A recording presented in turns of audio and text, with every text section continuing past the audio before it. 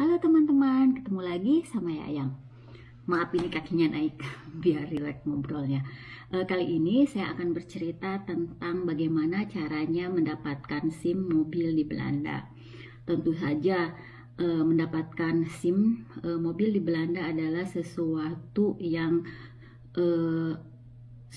sulit dicapai untuk ke orang-orang di sini dalam mendapatkan SIM. Jadi tidak semudah di Indonesia ya, dan ketentuannya juga sangat berbeda. Saya agak sedikit lupa ya karena ini sudah lama sekali, tapi mudah-mudahan saya ingat dan juga saya sambil buka-buka komputer. Saya akan bercerita tentang SIM di Belanda. Jadi SIM mobil di Belanda itu berlaku selama 10 tahun untuk mereka yang berumur kurang dari 65 tahun. Untuk mereka yang lebih dari 65 tahun, SIM-nya hanya berlaku 5 tahun saja dan harus diganti ya. Mendapatkan SIM di Belanda, salah satu syaratnya adalah kita itu harus mengikuti sekolah menyupir. Jadi kita tidak bisa semata-mata, oke, saya mau ujian, saya akan daftar. Tidak. Karena syarat dari mendaftarkan ujian mobil itu adalah harus menyebutkan di mana kamu belajar menyetirnya. Jadi harus dicantumkan sekolah menyetir tersebut ya. Kalau kita sudah daftar di suatu lembaga kursus menyetir, maka kita boleh mengajukan ujian. Ujiannya ada 2, yaitu ujian teori dan ujian praktek. Nah, ujian teori itu bisa dalam bahasa Inggris, bisa juga dalam bahasa Belanda ya, tentu saja bahasa Belanda ya. Tapi untuk ujian bahasa Inggris juga bisa ya. Dan harganya lebih mahal kalau pakai bahasa Inggris. Untuk tips buat kalian yang tidak bisa bahasa Belanda, lebih baik belajar dulu bahasa Belanda, karena dalam bahasa Inggris itu orang-orang bilang itu ternyata lebih susah daripada belajar daripada yang bahasa Belanda. Jadi sama aja. Jadi kita itu kan harus mentranslate ya dalam pikiran kita, ya sama aja juga bahasa Belanda. Dan yang penting adalah saat saya mengikuti ujian, sebelum ujian itu kita tuh harus benar-benar mengerti tentang rambu-rambu di Belanda. Tipsnya apa? Nanti saya akan menjelaskan. Saya hanya bisa saya mungkin orang yang beruntung karena saya hanya teori 1 kali langsung lulus dan praktek 1 kali langsung lulus. Orang bilang wah itu wonder katanya. Tapi ya apapun bisa terjadi ya, dan saya bersyukur saya bisa lulus dalam 1 kali ujian, dua-duanya gitu. Nah, ada beberapa tips yang saya baca di internet ya. Saya lulus pada tahun 2015 ya. Dan saya bukan orang yang cepat, jadi lesnya itu santai gitu. Kan ada ketahui saya di Indonesia sudah menyetir lama sekali ya. Jadi sejak lulus SMA saya sudah belajar menyetir dan kuliah pakai mobil sendiri ke kampus. Begitu juga kerja. Tapi kayaknya nggak terlalu butuh-butuh amat nyupir mobil pada saat itu. Cuman suami bilang tidak, menyetir mobil itu adalah suatu investasi. Kamu itu harus bisa mandiri gitu. Walaupun saat ini kamu bisa pakai kendaraan umum, terus dan kendaraan umum itu gampang, tapi suatu saat kamu memerlukan untuk punya SIM gitu. Jadi katanya harus saja. Jadi setelah bertahun-tahun menolak terus ya, akhirnya pada tahun 2014 oke, saya mau mulai les mobil katanya. Orang itu ya les itu kalau wonderkind katanya ya 15 sampai 25. Jadi itu yang benar-benar ya pengecualian gitu, itu cepat sekali. Terus orang yang cepat Vlotleerling, jadi cepat menangkap, bisa 25 sampai 35 kali. Terus kalau yang rata-rata 35 sampai 45 kali. Terus yang on air faring railing, jadi bener-bener harus belajar dari pertama atau gimana, itu 45 sampai 55 kali les. Jadi pertama kita harus daftar les dulu, terus sambil les itu belajar juga teorinya di rumah. Jadi pada saat si guru les praktek menerangkan, kita juga sudah tahu rambu-rambunya. Jadi setelah kita les praktek sekitar 1 bulan ya, kita bisa mengajukan teori praktek. Nah, teori praktek ini kalau misalkan kita sudah lulus, itu berlaku 1,5 tahun setelah praktek, setelah teori lulus. Kita boleh mengajukan praktek dalam jangka waktu 1,5 tahun.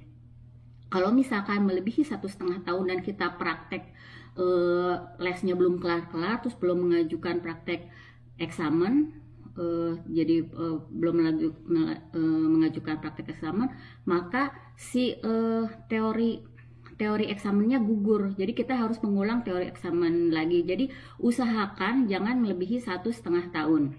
Nah, dulu yang saya lakukan adalah begitu saya les praktek, sebulan kemudian saya mengajukan teori. Terus kata si gurunya, "Oh jangan, kamu masih belum mengerti bahasa Belandanya," katanya. Terus tapi saya bilang, tidak, saya hanya karena saya gugupan, saya pengen tahu seperti apa sih teori eksamen itu. Nggak apa-apa, saya nggak lulus juga gitu. Saya udah bilangnya lah, ini kan buat latihan. Terus biayanya untuk teori pada saat itu adalah 35 berapa ya? Sekitar 35 gitu untuk praktek, untuk teori. Saya lupa lagi, ini harus dilihat dulu. Tapi kira-kira seperti itu ya. Jadi saya didaftarkan oleh suami saya langsung, tidak melalui jadi karena kan harus pakai DHD ya, nomor registrasi kita di Kemente, eksamen lesnya itu ya, eksamen teorinya. Saya langsung didaftarkan. Saya mulai les itu pada bulan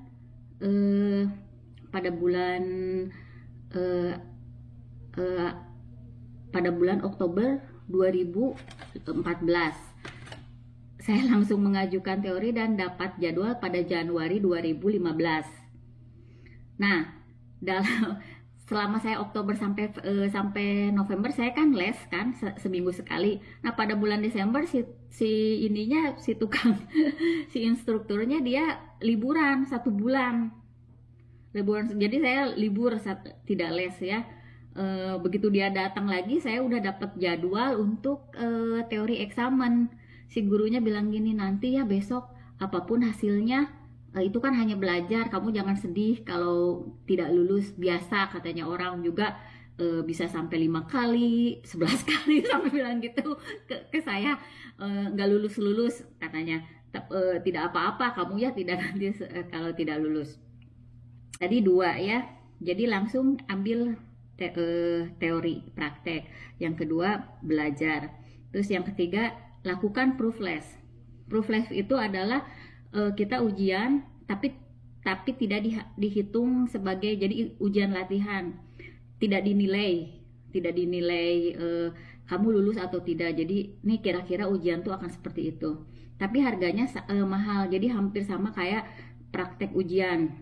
Nah, yang sekarang itu di tempat les saya, kalau praktek ujian sebanyak seharga 150 euro ditambah harga sewa mobilnya 42, jadi 192 euro prakteknya. Kalau praktek latihan ya, kalau yang sesungguhnya 220 ditambah 42, jadi 2 kali kan itu double kan. Jadi hampir kalau 2 kali itu 200 sama 250 tuh udah hampir 450 hanya untuk ujian praktek saja. Jadi banyak yang tidak melakukan proof les dikarenakan ujian dikarenakan biaya yang mahal itu. Nah, ambillah yang nomor 4 tipsnya. Ambillah ujian selama 2 jam. Jadi 1 kali ujian itu jangan 1 jam. Karena kalau 1 jam itu kita baru aja duduk, baru apa udah selesai lagi. Tapi kalau 2 jam itu akan waktunya lama. Saya waktu itu setiap kali les itu 100 menit ya, jadi sekitar 1,5 jam, lebih 10 menit itu ideal ya. Jadi kita mengerti, terus kita di jalan lebih banyak belajar juga daripada yang 1 jam. Ini tipsnya ya. Terus lakukan les itu 1 kali per minggu. Jadi terus lakukan nomor 6. Jadi first calendar life less tiden. Jadi lakukan pada pagi hari, siang hari, atau malam hari. Jadi kita tahu situasinya. Atau pada cuaca snow, pada cuaca buruk, terus cuaca hujan. Jadi kita tahu pada saat les itu, oh kalau misalkan hujan kita harus bagaimana, kalau lagi ada salju kita harus bagaimana. Jadi kita tahu ya. Atau malam itu lakukannya itu. Jadi terus pada saat les kita itu harus tenang, karena itu kan capek ya, konsentrasi, terus apapun gitu ya. Nah, untuk ketenangan itu yang tidak dimiliki saya orangnya panikan. Terus saya itu orang yang tidak bisa dikerasi. Jadi misalkan si guru les itu tiba-tiba berteriak, saya langsung sedih gitu, langsung down. Itu juga jelek ya. Dan guru les saya itu sebetulnya orangnya tenang, orangnya baik, tapi pada awal-awal dia kok kayaknya baik, begitu kesininya dia banyak membentak saya sampai stres gitu. Setiap dia datang saya mau nangis mau apa gitu, kayak anak kecil lah. Terus pada saat itu saya tuh lagi sekolah bahasa B1. Terus waktunya itu ya setiap hari Jumat, setiap les itu kan seminggu sekali. Nah, jadi saya itu dijemput di tempat sekolah gitu. Jadi sama si guru lesnya di sekolah, teman-teman sama gurunya kalau misalkan udah hari Jumat saya udah nggak tenang, aduh udah mau jam 12 udah selesai, nanti begitu pulang si tukang si guru itu nunggu di bawah ya di sekolah. Saya tuh udah nggak tenang. Si guru udah bilang ya is okay. Ya hari ini kan saya itu apa auto release ya saya tahu, kata si gurunya. Terus suami saya ngasih obat penenang, jadi kayak itu beli di Kruidvat di toko obat dari biotik sih, cuman buat kita Altrus namanya, biar kita tenang. Itu nggak ngefek sama sekali. Jadi temen ada yang bilang gini, kamu udah minum obatnya katanya. Jadi tahu saya itu panikan gitu ya. Sampai sebegitunya dulu ya.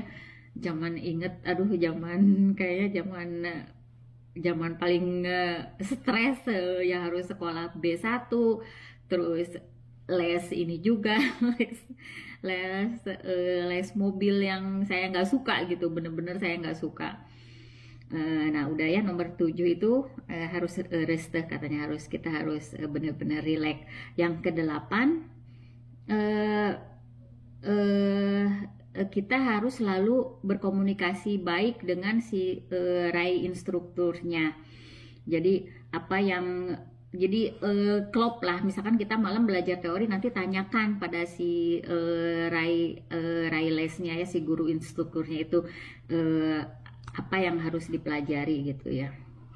Nah terus yang ke-9, ambil juga instruktur yang lain. Jadi pada saat kita kan si instruktur itu 1 orang, kita tuh harus nyoba kalau sama instruktur lain gimana, mungkin ada ilmu yang bisa diambil dari instruktur lain. Saya itu tidak dilakukan, saya hanya satu guru les saja. Nah yang 10 adalah belajar dengan student yang lain. Jadi kita bisa mendapatkan ilmu dari student yang lain. Itu dilakukan di sekolah les kita, karena les kita itu ya pada saat menjemput saya pasti yang mengemudikannya itu orang lain. Jadi begitu saya datang, si student yang lain udah duduk di belakang, terus tinggal saya nyetir. Jadi si yang di belakang itu melihat bagaimana saya cara menyetir dan mendengarkan apa interaksi si guru itu dengan saya. Jadi harus bagaimana, jadi si student yang di lain itu mendengarkan. Nah, begitu juga sebaliknya. Begitu jam saya sudah selesai 100 menit, saya itu arahnya itu begitu akan selesai itu si les instruktur tuh oke, kamu kesini tuh stop, itu jemput yang lain, si anak yang lain udah nunggu di luar rumah, terus datang. Datang, saya udah duduk di belakang, dia langsung yang nyetir gitu. Nah, saya pada saat itu saya akan mendengarkan apa aja yang mereka bicarakan dan mempelajari bagaimana si student lain belajar dengan instruktur saya. Jadi itu ya 10 tips agar kita cepat selesai. Nah, saya itu ya begitu lulus satu kali, suami saya tidak percaya, wah. Jadi jadi selamatnya itu kayak selamatan. Kayaknya kalau dalam Sunda itu seperti bucat bisul. Tahu bucat bisul? Jadi lega sekali, kayaknya tidur itu enak sekali. Pokoknya udah saya nggak mau nyetir lagi. Pokoknya udah punya SIM. Saya nggak mau nyetir, nggak mau nyetir. Kayak si trauma itu selasa selesai kan. Kalau orang-orang kan begitu punya SIM, mereka maunya mobil-mobilan gitu. Saya nggak, kayak aduh, akhirnya dapat SIM udah kayaknya kewajiban saya gugur satu gitu ya. Ada aja kewajiban saya gugur satu. Dan yang orang lain tidak percaya itu pada saat saya ujian teori satu kali, karena ujian teori itu tidak mudah, betul tidak mudah dikarenakan kendala bahasa ya. Orang Belanda sendiri pun jarang yang dapat ujian teori satu kali. Bagaimana saya bisa belajar teori satu kali? Kan kalau orang kan baca bukunya sampai dia hafal, saya tidak. Begitu baca bukunya, aduh rambu-rambu kayak begini banyak, tidak gitu. Terus suami membuka site untuk belajar internet tuh, saya tuh nggak kayak orang-orang tekun gitu, harus begini. Suami menerangkan, saya kayaknya nggak ngerti gitu.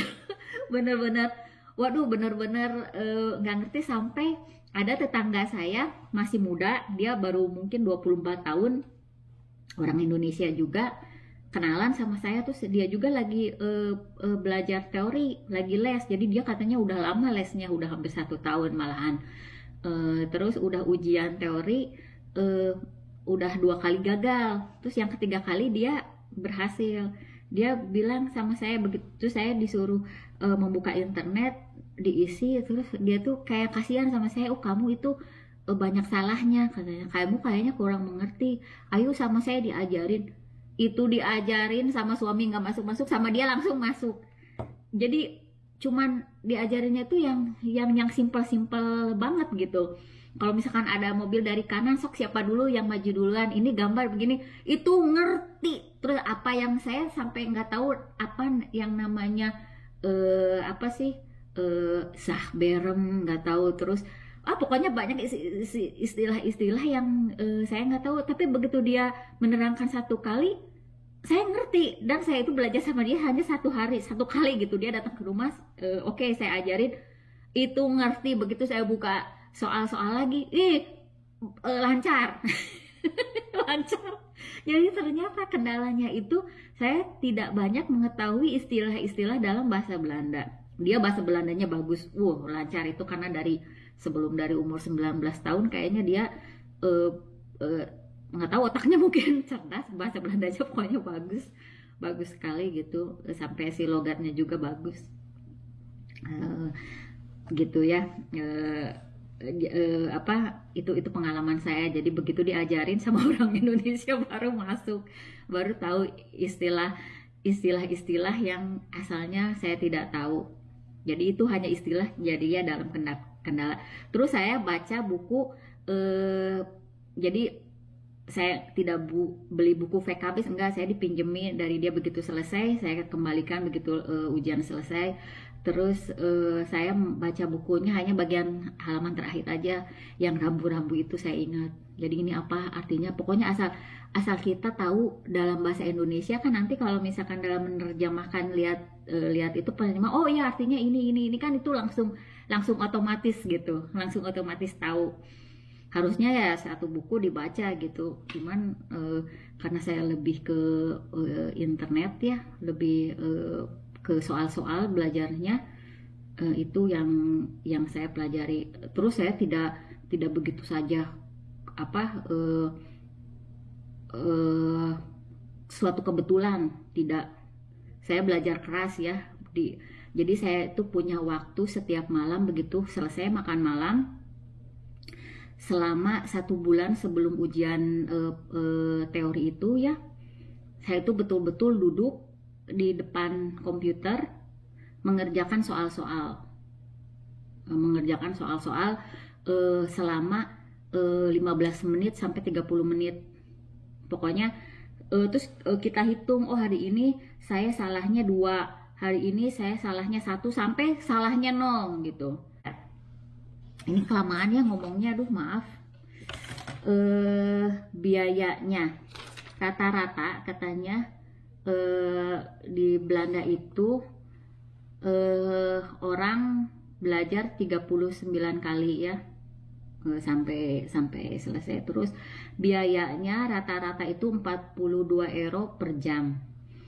Saya 100 menit pada saat itu biayanya 58 euro per 100 menit. Nah, kalau sekarang ya di namanya sekolahnya ini HERS. Ini nih HERS ada HERS. Apa? Saya bilangnya HERS, nggak tahu HERS bacanya atau gimana, tapi saya bilangnya HERS. Ini di Rotterdam. Ini kalau saya lihat di antara sekolah yang lain ini murah lah, paling murah gitu, tapi referensinya bagus, banyak yang lulus. Terus carilah, ini ada tip lagi ya kalau dalam mencari sekolah, carilah sekolah yang 50% lulusannya bisa lulus gitu, bisa lulus dalam 1 kali atau 2 kali ya. Terus yang kedua tipsnya ya, terus langsung minta Optite Theory Examen ya. Ini jadi sama ya yang tadi ya, tips buat itunya, buat cari sekolah itu, carilah sekolah yang berada di lingkungan rumah kamu. Ini benar di dekat rumah juga dalam satu. Jadi di Rotterdam, saya rumahnya di Rotterdam ini barat ya, di Rotterdam Barat. Jadi dulu di rumah di Overski. Bicara tentang biayanya ya, biayanya yang saya habiskan, ini saya ada bukunya masih ada. Saya itu ini sampai 40 ya, tapi begitu saya lihat ini dicoret, ternyata saya nggak les ya, 3 kali tidak jadi. Saya berarti 37 kali les. Kalau di sini berarti termasuk dalam rata-rata ya. Jadi yang kemampuannya juga rata-rata, dan apa sih, bukan wonder student ya yang bisa cepat. Jadi itu ya, 37 kali. Saya biayanya waktu itu 58 euro per 1 kali les di HERS ya. Kalau sekarang saya lihat di HERS itu 63 euro, jadi tidak terlalu banyak ya. Ininya 5 euro dalam waktu 5 tahun, kenaikannya 5 euro. 37 dikali 58 habisnya 2146 euro. 2000. Terus karena saya ambil proof examen itu ya, pada saat itu ini di sininya juga ada rincian biayanya, itu 167 ya euro. Terus examennya 222 euro examen prakteknya. Terus saya ambil kursus 85 euro untuk teori. Nah, terus ditambah teori eksamen itu mungkin dulu sekitar 35 euro. Sekitar 35, jadi totalnya ini belum ditotalkan, 5.562. Jadi sekitar 2.655 euro saya habis untuk mengambil SIM. Kalau dikalikan ya sekitar 45 juta lebih ya rupiah. Itu pada 5 tahun yang lalu saya habis sekitar 45 juta rupiah untuk ambil SIM, SIM mobil. Kalau sekarang ini tidak tahu ya berapa banyaknya orang. Terus kalau misalkan saya lihat di ANWB itu ya, ANWB juga mengeluarkan les, itu biayanya mahal jauh sekali dengan HERS. Tapi orang banyak yang mengambil dari ANWB karena itu katanya kualitasnya bagus sekali ya, belajar dari sana. Ya, itulah yang tips-tips dari saya yang jelas. Pastikan sekolah yang bagus, yang ya kredibilitas. Terus kita harus benar-benar jangan panik dalam lesnya. Terus jangan membandingkan diri kita dengan orang lain jika orang lain itu bisa cepat lulus gitu. Tapi karena saya juga berbagai orang ya membaca gitu ya, orang Indonesia katanya ada yang sampai 5.000 euro habisnya. Tapi hanya ada juga yang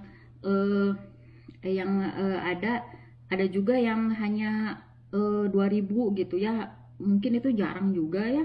Nah, kalau kita melihat di berbagai informasi, kalau kita klik, kita bisa les seperti di HER juga, hanya mulai biaya 136 itu paket biasanya ya, 1.360 euro.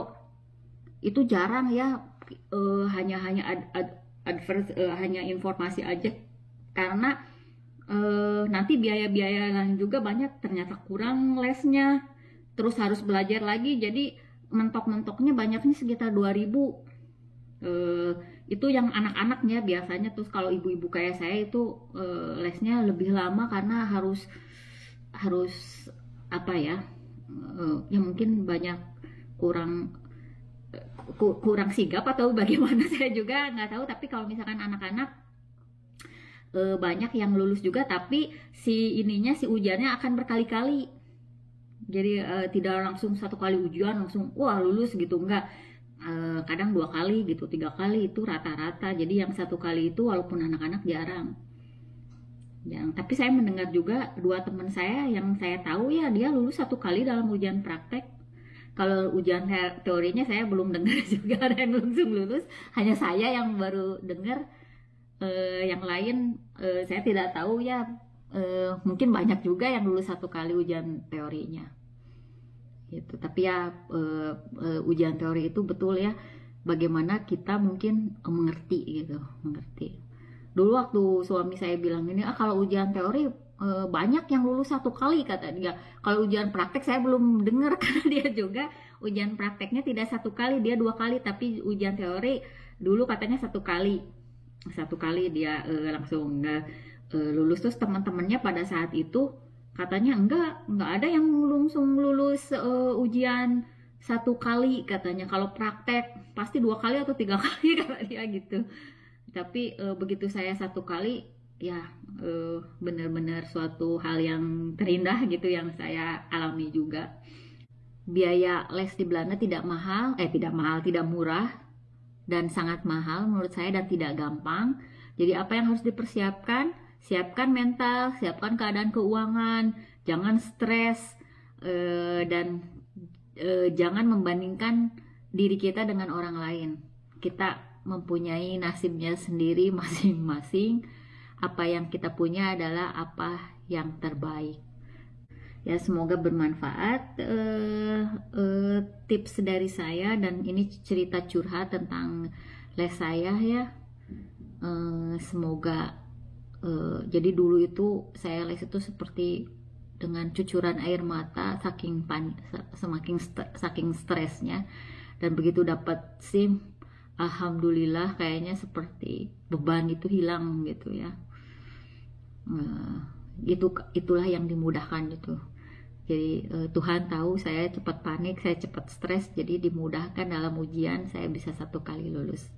Oke, sampai jumpa teman-teman. Semoga kalian bisa mengambil manfaat dari apa yang saya bicarakan. Maaf lama durasinya. Jika ada pertanyaan, tulis di kolom komen, atau bisa juga melalui Instagram saya, Yayang Neville _Cinta Cahaya.